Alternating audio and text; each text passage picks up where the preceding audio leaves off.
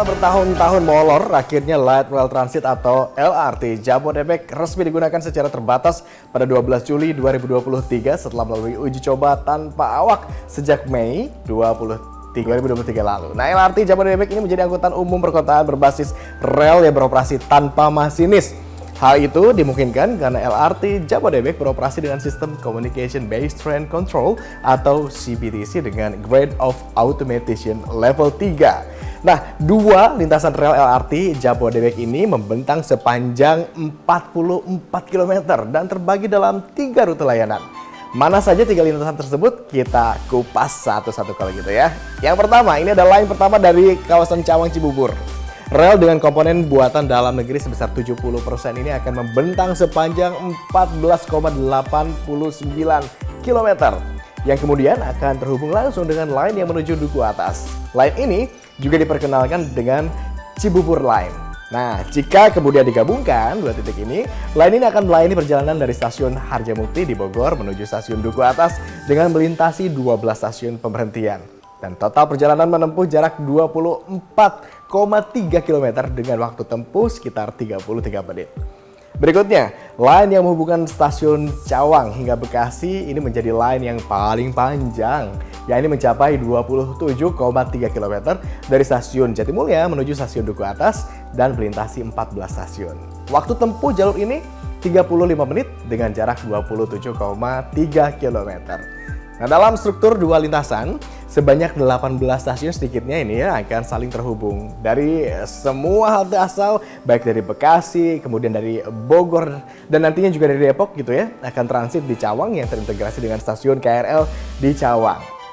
Dan dari semua stasiun asal tadi, perjalanan LRT Jabodebek ini akan berakhir di halte integrasi di kawasan Duku Atas yang tepatnya berada di wilayah Setiabudi, Jakarta Selatan.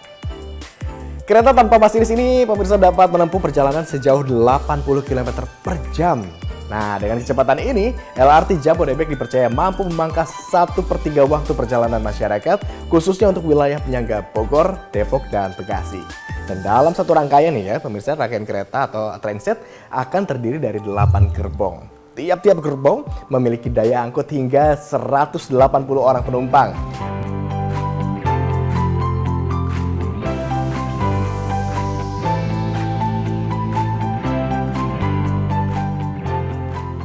Dan dengan demikian, LRT ini bisa mengakomodir kebutuhan transportasi hingga 500.000 orang per harinya.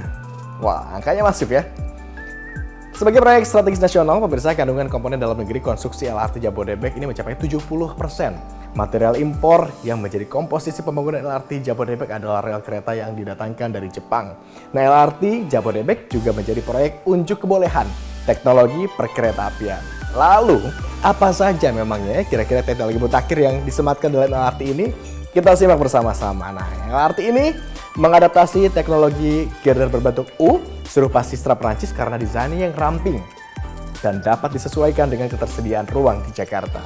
Kemudian ada teknologi LRB atau Lead Core Rubber Bearing yang merupakan pengembangan dari elastometric bearing di mana fungsinya ialah untuk mengisolasi struktur jembatan dari pergerakan tanah akibat gempa. Berikutnya juga ada teknologi clamping device. Ini merupakan perangkat yang digunakan untuk menjaga posisi lateral rel, namun tetap membebaskan gerakan longitudinal yang terjadi. Ada juga teknologi moving block, di mana teknologi ini merupakan sistem persinyalan kereta terbaru dan pertama kali diterapkan pada LRT di Indonesia. Wah, keren ya. Sempat kita singgung juga di awal tadi tentang GOA atau Grade of Automation 3 Driverless. GOA yang diterapkan pada LRT Jabodebek ini merupakan kereta yang tidak menggunakan masinis atau driverless.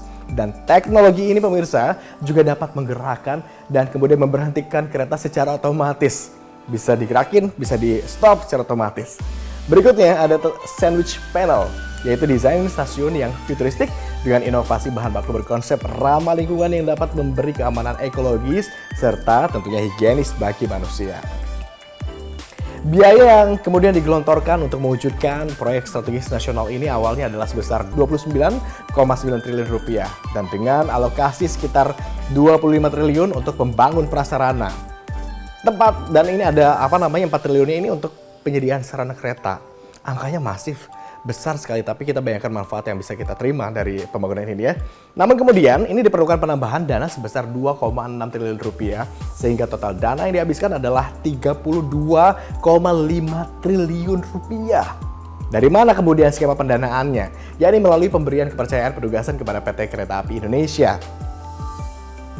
Kita akan rangkum perjalanan mewujudkan proyek strategis pengadaan infrastruktur transportasi di ibu kota ini.